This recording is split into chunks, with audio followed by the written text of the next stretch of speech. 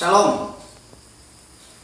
Saudara yang dikasihi oleh Tuhan Yesus Kristus, Bapak Ibu Jemaat GSKI Taman Sari, malam hari ini saya akan menyampaikan renungan bagi kita semua yang bertemakan tentang Yesus yang lain. Saya akan membacakan Alkitab kita di dalam 2 Korintus pasal yang ke-11 ayat yang ketiga sampai yang keempat. Demikian firman Tuhan. Tetapi aku takut kalau pikiran kamu disesatkan dari kesetiaan kamu yang sejati kepada Kristus, sama seperti Hawa diperdaya oleh ular dengan kelicikannya.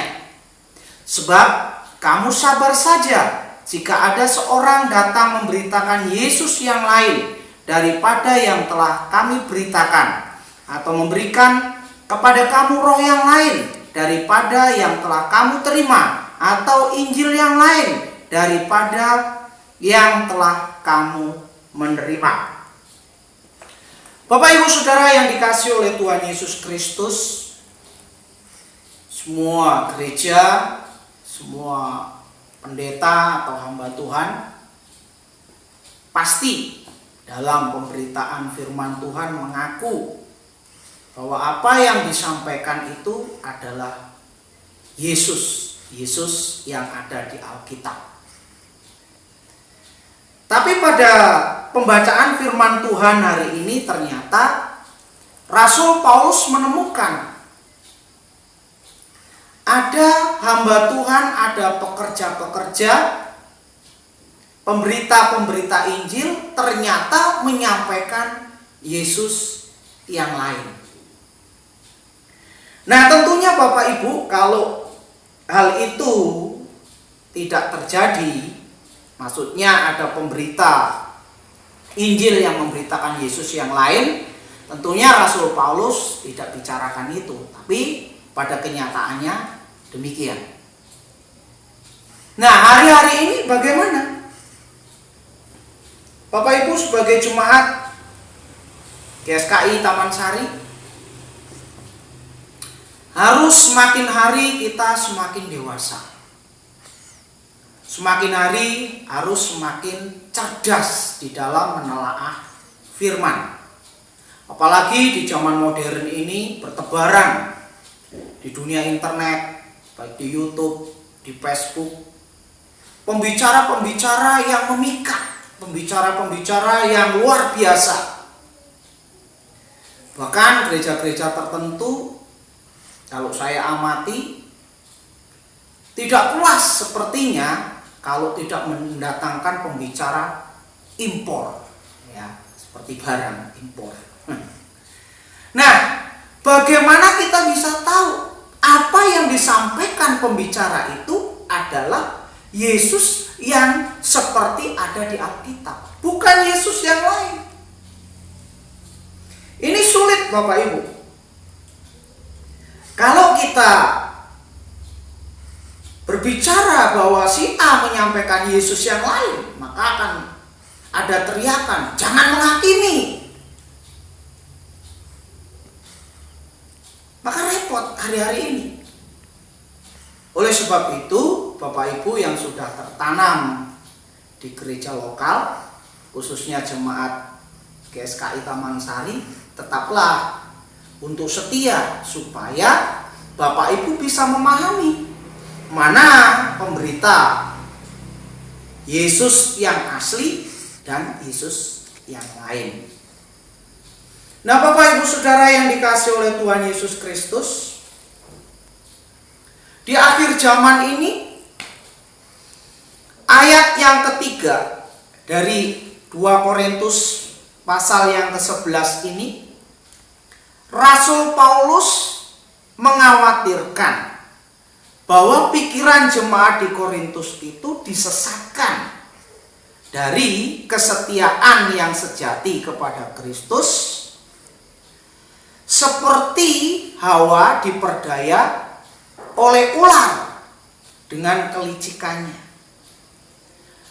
Nah, spirit ular itu hari ini memasuki pembicara-pembicara yang tidak lurus hidupnya, yang hidupnya tidak tulus benar-benar mau melayani Tuhan.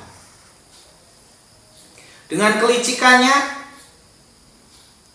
memakai karisma-karisma pembicara, pemberita-pemberita Injil untuk menawan jemaat-jemaat Tuhan supaya mereka tidak percaya kepada pemberitaan Yesus yang Alkitab bicarakan. Karena hari-hari ini Bapak Ibu, Injil diberitakan dengan berbagai macam motivasi. Ada istilah kata melayani untuk hidup. Jadi karena sudah tidak bisa berkompetisi dengan dunia luar sana, maka peluang untuk mencari hidup ada di dalam gereja.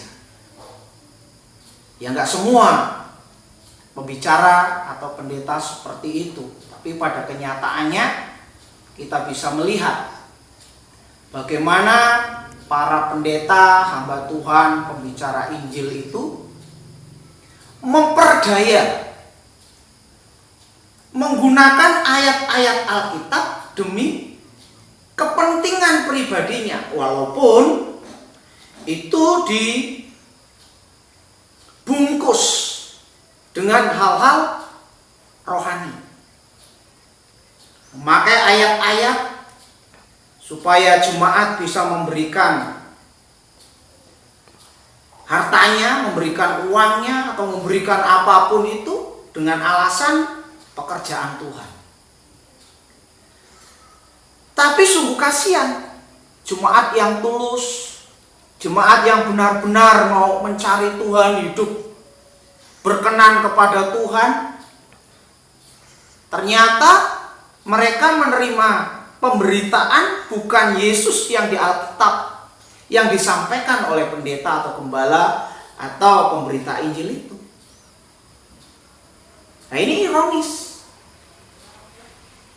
Dan karena seringkali dijamu dengan berita-berita palsu, sehingga pemikiran mereka menganggap yang palsu itu asli. Nah, Bapak Ibu Saudara yang dikasih oleh Tuhan Yesus Kristus, Jemaat GSKI Taman Sari harus bisa membedakan mana pembicara yang benar-benar hidup menurut firman Tuhan. Nah, dari kehidupannya Bapak Ibu bisa menilai, oh, pendeta ini melayani Tuhan dengan tulus. Oh, gembala ini benar-benar melayani Tuhan dengan segenap hati. Dari keseharian para hamba Tuhan itu, Bapak Ibu bisa melihat yang disampaikan itu Yesus yang di Alkitab atau Yesus yang lain. Nah, Bapak Ibu Saudara yang dikasih oleh Tuhan Yesus Kristus, hari ini saya sebagai gembala sidang seringkali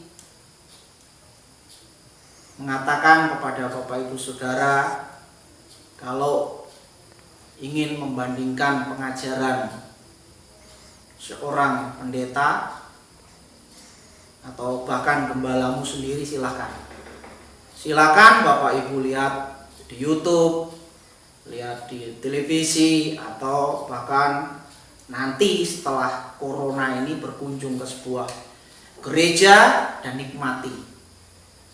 Kalau Bapak Ibu ada hubungan dengan Tuhan secara konsisten, Bapak Ibu akan mengerti ini pembicara dipimpin oleh Roh Allah atau tidak.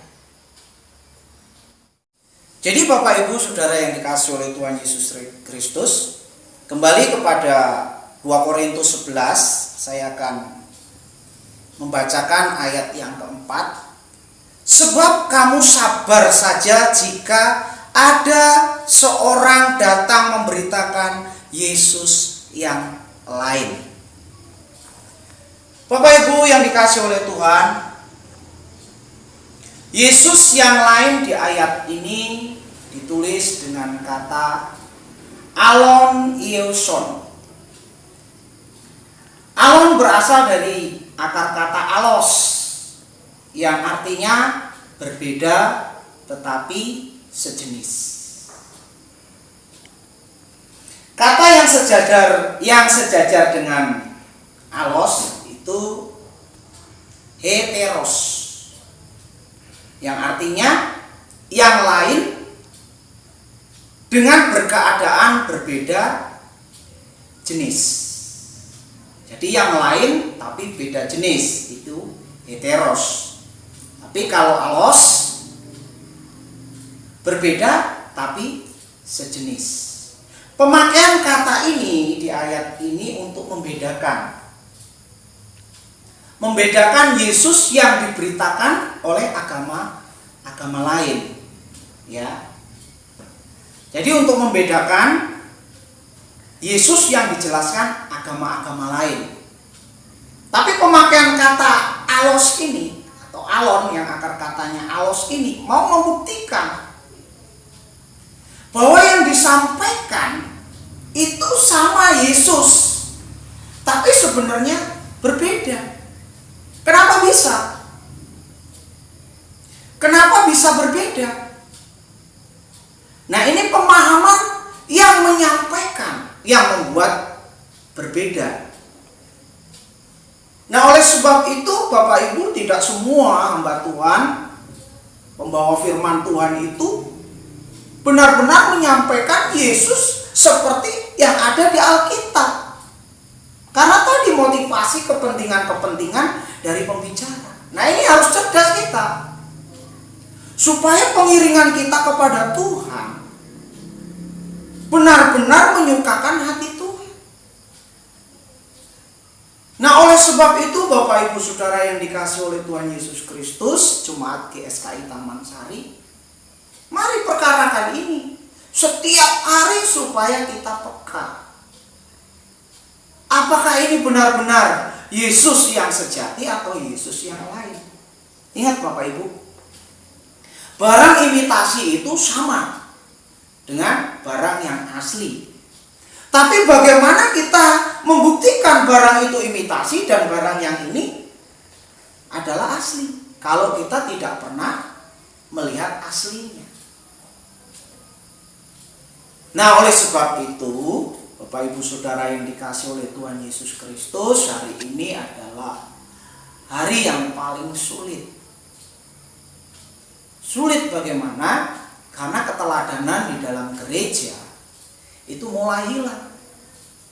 Kita melihat sekarang banyak pendeta bertikai, ya, dengan kata-kata yang tajam menusuk, mengomentari khotbah pendeta A seolah-olah khotbah dia itu paling benar. Yang orang dunia tidak mau pakai kata-kata itu. Bahkan hari-hari ini pendeta yang tidak takut sama Tuhan itu lebih vokal. Nah, oleh sebab ini, inilah kelicikan iblis yang membuat pemikiran orang-orang Kristen jauh daripada kehendak Tuhan. Nah, Bapak Ibu Jemaat GSKI yang saya kasih, Bapak Ibu harus bisa membedakan mana pengajaran yang mengajarkan Yesus yang asli dan mana pengajaran yang mengajarkan Yesus yang lain. Dua hal ini yang menjadi patokan bagi kita. Kalau gereja itu, kalau pendeta hamba Tuhan itu mengajarkan Yesus yang sejati, maka pengajarannya harus membuat jemaat atau bahkan pendeta itu sendiri mengalami perubahan kodrat, yaitu kodrat ilahi. Dulunya berkodrat dosa, karena pengajaran itu disampaikan, maka secara perlahan baik jemaat yang mendengar maupun pembicara itu merubah kodratnya, yaitu berkodrat ilahi.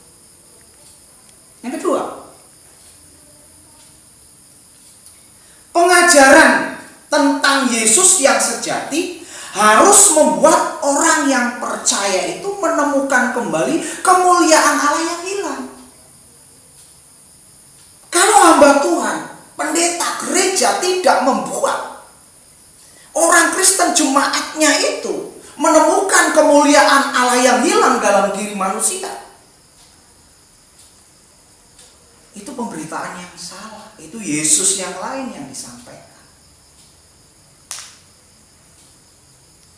Dan biarlah renungan yang singkat ini, Bapak Ibu, memang saya tidak bisa detail. Ya, nanti setelah masa corona ini akan saya jelaskan lebih detail. Tapi saya percaya setiap kita minta pimpinan Roh Kudus supaya penjelasan ini semakin menggoresi hati dan pikiran kita semua. Kiranya renungan yang saya sampaikan sampai di sini, Tuhan Yesus memberkati. Shalom.